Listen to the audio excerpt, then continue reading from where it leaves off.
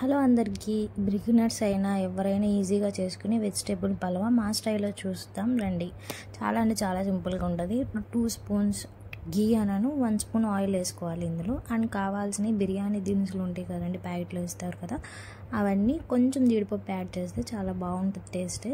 ఒకసారి ట్రై చేయండి. దాని తర్వాత కొత్తిమీర, పుదీనా 2 వాష్ చేసుకుని 2 వేసుకోవాలి. దాని తర్వాత అల్లం పేస్ట్ వేసుకోండి. చాలా సింపుల్గా ఉంటుంది రెసిపీ, ఎవరైనా చేయగలుగుతారు, చాలా బాగుంటుంది. ఒకసారి ట్రై చేయండి తప్పకుండా. అండ్ 1 స్పూన్ గరం మసాలా వేసుకోవాలి.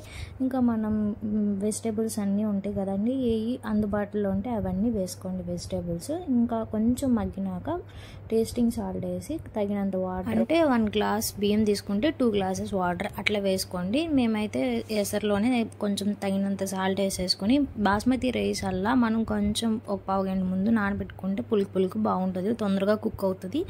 ఇంకా చూసారా, బియ్యం కూడా వేసేసి ఇంకా స్టవ్ పక్కన పెట్టేసుకోవడమే, కాగుతూ ఉంటుంది.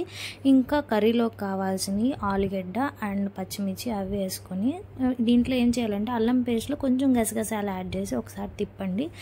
గసగసాలు వేయటం వల్ల కర్రీ అనేది థిక్ పేస్ట్లో వస్తుంది. ఒకసారి ట్రై చేయండి. అండ్ యాస్టీస్గా తాలింపు వేసి, ఇంకా దీంట్లో కావాల్సిన ఐటమ్స్ అన్నీ తాలింపులో ఆనియన్స్, ఆలుగడ్డ, పచ్చిమిర్చి ఇవన్నీ వేసుకొని మగ్గించుకోండి.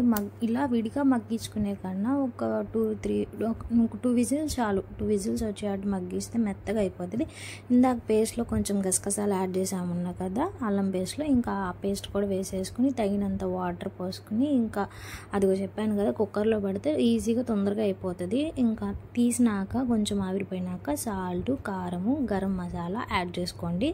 యాడ్ చేసుకొని మీకు తగినంత, మీకు ఎంత కారం పట్టగలనంటే అంతవరకు వేసుకోండి. ఇంకా కొంచెం వాటర్ యాడ్ చేసి, చూసారా గసగసాలు వేయడం వల్ల కర్రీ టెక్స్చరే మారిపోయింది, ఎంత థిక్గాను బాగుంది కదా కర్రీ.